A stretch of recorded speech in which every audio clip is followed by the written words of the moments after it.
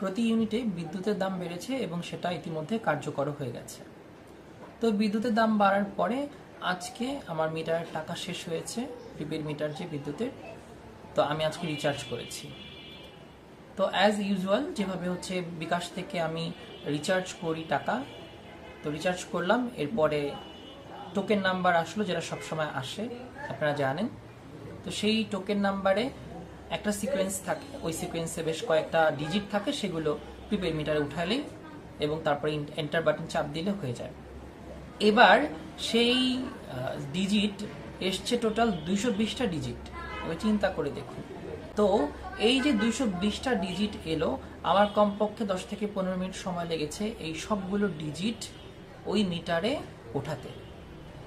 তো যারা একটু কম বোঝেন বা অল্প শিক্ষিত বা অনেকে আছেন শিক্ষিতই না, তো তিনি কিভাবে এই কাজটা করবেন, তার জন্য কতটা ঝামেলাপূর্ণ একবার চিন্তা করুন। বিদ্যুতের বিল বাড়ে, সবজির দোকানে সবজির দাম বাড়ে, চালের দাম বাড়ে, ডালের দাম বাড়ে, তেলের দাম বাড়ে, সব কিছুর দাম বেড়ে বেড়ে জনগণের উপর একটা বাড়তি বোঝার সৃষ্টি হয়, ভুক্তভোগী হয় জনগণ। তো এটাই হচ্ছে এদেশের নিয়ম। এদেশে জন্মগ্রহণ করে এছাড়া ভালো কিছু আর আসলে আশা করা যায় না।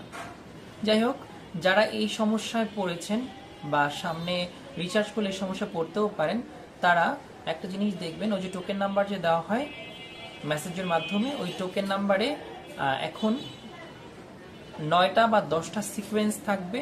আপনার নিচে লেখা থাকবে যে কাস্টমার সিকোয়েন্স নাম্বার 1 থেকে 9 বা 1 থেকে 10 বা 2 থেকে 9 এরকম। তো আপনার যেই নাম্বারের সিকোয়েন্স লেখা থাকবে ওই সিকোয়েন্সগুলোই আপনি দেবেন। একটা সিকোয়েন্সের সবগুলো ডিজিট আপনি আগে মিটারে উঠাবেন, তারপরে আপনার এন্টার বাটন প্রেস করবেন, এরপরে আবার আপনি আরেকটা সিকোয়েন্স দিবেন। এভাবে করে সবগুলো সিকোয়েন্স শেষ করে দেন আপনি হচ্ছে কি এন্টার বাটন ক্লিক করলে দেখবেন আপনার রিচার্জ হয়ে যাবে। তো এভাবে করবেন, আর ভালো থাকবেন সবাই।